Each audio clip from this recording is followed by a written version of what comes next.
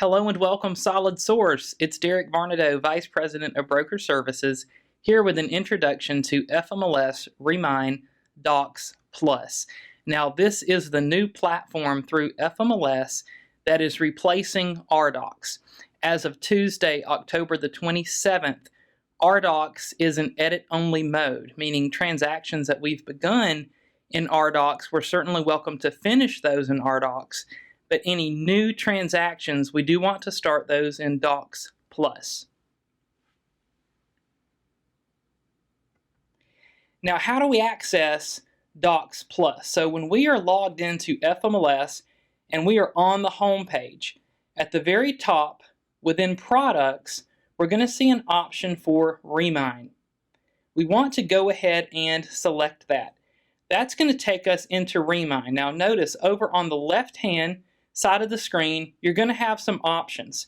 Right here on this grid-like icon, if we select that, we will notice that Docs Plus is an option. We're going to go ahead and select that, and that's going to give us an option to create a new transaction or to upload a file and work with a file that we already have in perhaps a PDF format. Now, in most cases, we're going to go ahead and create a new transaction. And I just want to take a moment to encourage everyone, don't wait until we have a listing or a buyer. Go ahead and be proactive. Go ahead and start playing with this new platform now. I think that you're going to find it easy to use, and a lot of the features that we were looking for in rDocs that simply weren't there, you're going to find are here in Remine. But as with any new technology, with any new platform, the more that we play around with it, the more familiar we're going to be, and it's going to be so much easier to use when we need it. So go ahead and be proactive and go ahead and start working with it as soon as you can. So let's go ahead and create that new transaction. Now when we do that, it's going to give us the opportunity to create a buyer side or a listing side. So I just hypothetically made up an address for an example today. 207 New Home Way doesn't happen to be an MLS property. If it was, I could go ahead and enter in that MLS number, and it's going to help populate many of these fields for me. Once I've done that, I'm going to click Next. Now, I'm going to have the opportunity to select the forms that I want to work with. Now, keep in mind, we've already gone the extra mile and have created some broker packages for everyone. For example, there's going to be a package on the contract, a package on buyers, sellers, and referrals. And these are available in both GAR and RE format. So if you're using GAR forms, they're going to be there, and if you're using RE forms, they're going to be there. But keep in mind, those GAR forms are definitely the gold standard here in Georgia.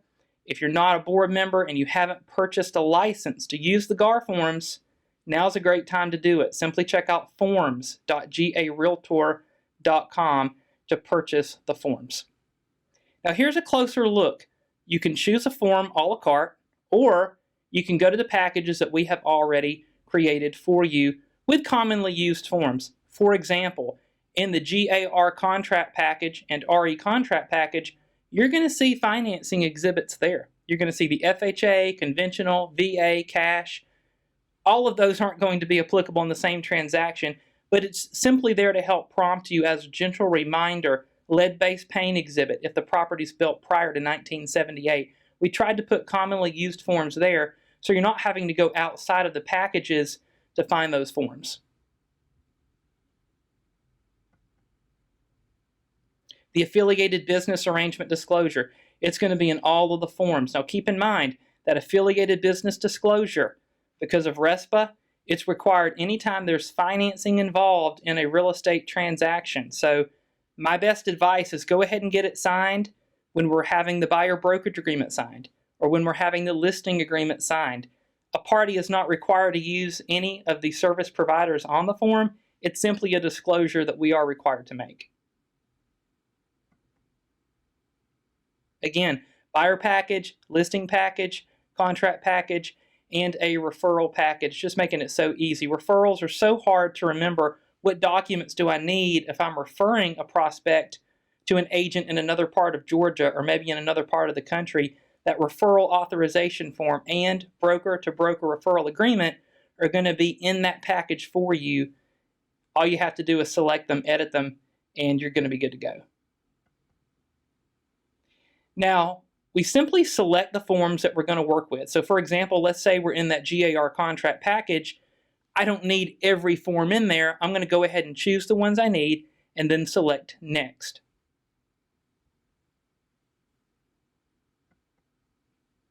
Once I select the form I want to work with, very similar to rDocs, it's going to pull that form up in the editor window. I have the opportunity to go through and fill out all of the fields in the contract. One of the cool features that I love about Docs Plus is, again, it gives you the chance to enter in an MLS number. It's going to help populate some of these fields, or you can go through and enter them in manually.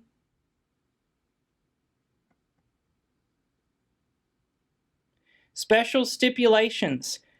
They're going to be referred to as clauses. And one of the cool things about clauses is you have the opportunity to choose from those that have already been prepared by attorneys, such as those from the Georgia Association of Realtors. RE-Forms has their own special stipulations, and perhaps you have certain special stipulations that you use on a regular basis. You can actually create your own clause library, and you can create your own forms packages library too. Perhaps you buy and sell with clients in a specific neighborhood and you know specific documents are used in that neighborhood. You can already have you a package for those transactions, saving you a lot of time when it comes to drafting contracts. Now, once the document has been completed, you as the agent can go ahead and select Sign and sign it right away before you send it out to other parties. I do want to highlight one cool feature here in Docs Plus is the Fields option. So we customarily fill out the blanks in a contract from what we call the document view, but perhaps you are very familiar with the base language in the contract and you just simply want to go through and enter in the fields, enter in the blanks that you need to fill in. You can simply select Fields and go through and fill out each field without having to go through the contract page by page.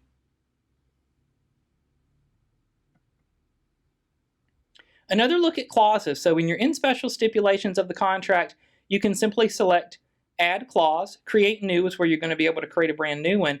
But in most cases, the Georgia Association of Realtors, they have got a plethora of special stipulations for most commonly used purposes. For example, home warranties, termite letters, lots of special stipulations already prepared by attorneys are going to be there. So once you click on Add Clause, you're going to see this window here, and you can simply select the folder that you want to go into, or you can search.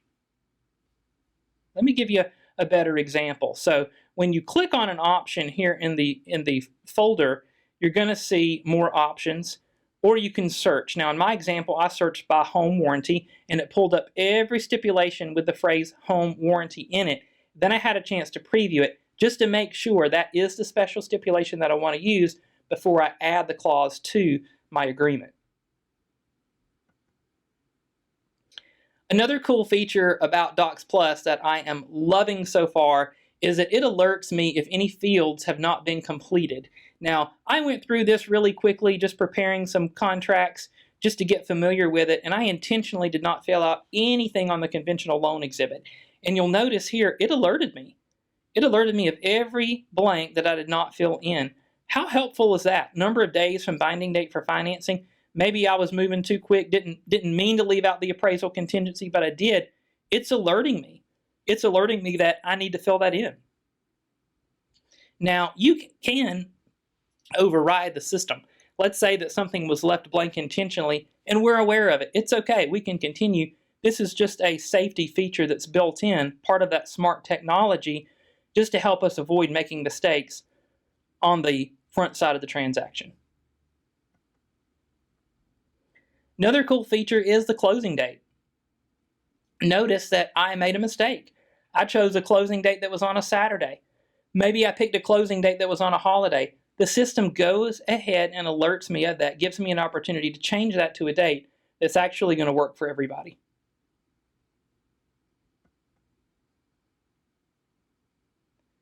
Now again, when we go to send this out for signatures, we have the opportunity to select all the documents that we want to send out to the parties. Now, I do want to take a moment just to heighten everyone's awareness on something that I have learned about Docs Plus. So, if we simply send out the Smart document itself without converting it to a PDF, we can do that, but it is a live document, meaning that not only can someone sign the document, but they could theoretically edit the document. I personally would prefer to convert it to a PDF. I don't want anyone accidentally making changes to the contract. I most definitely don't want the seller or the other side of the transaction to make changes to the contract. So what I'm going to do, and what I recommend, is I'm going to go ahead and sign the document as the agent. Then I'm going to select the option to convert it to a PDF. Then I'm going to prep the document and send it out for signatures. That way I don't have to worry about anyone accidentally changing anything. I'm sending a flattened PDF that cannot be edited. It can simply be signed. Really easy to do. Once you click on Convert to PDF, it goes ahead and does so very quickly. Then you're going to have these options at the top, and you can simply add signature fields, initial fields. You needed to add text for any reason, you would have the opportunity to go ahead and do that. Now, when I have used this and I have selected signature, it went ahead and populated all of the signature fields for me. But even if it didn't, I could still select signature and add signature blocks everywhere I needed it. Now, when we go ahead and send things out for electronic signature, it is, of course, going to need the name of the party and their address before we send it out. Now, one feature about Docs Plus that's a little bit different than rDocs is it's not going to send the document out to everybody at once. That's not an option that is in this platform. It's not an option that FMLS has stated is going to be there either. So we're going to be sending it out to our side of the transaction first. Once they are completed signing it, then we're going to be able to send it to the agent or the parties on the other side of the deal. You will have the opportunity, just like in rDocs though, to set the order. So let's say we have two buyers and we want to send it to, in our example today, Ann first and then John. We can set that order up. The client will receive an email letting them know that a document has been shared with them, and we should receive an email when the signing session is complete. And here's an example of what that email is going to look like. Thank you for using Remine Docs Plus. You have a chance to go ahead and download PDFs of it, or it's going to be available within your transactions in Remine. So when you go back into Remine, into your transactions, you should see a completed document there that, again, you can then send to the agent or the party if there's no agent on the other side of the deal for their signatures. FMLS has wonderful training. I don't know if you've ever needed to reach out to FMLS for customer support, but they do such a good job. They have a knowledge base that is available within resources of FMLS, and knowledge base does have an entire section on Remine and an entire section within Remine on Docs Plus. FMLS does have a very helpful YouTube channel, My FMLS. There are currently 2 videos available that go over rDocs. One of them is going to be a little over 27 minutes, and the other one is about an hour and a half. These are very in-depth training videos that are also very helpful. FMLS has also indicated that we are welcome to use the chat feature. We're welcome to reach out to them via phone as well if we have any questions or concerns about the new platform. They have received an array of requests for video training on the e-signature portion of Docs Plus. It is definitely the portion of Docs Plus that is most different from rDocs, and they're very well aware of that. It is going to be a little bit of an adjustment for all of us, and they are planning on putting out some individual training videos just on the e-signature portion.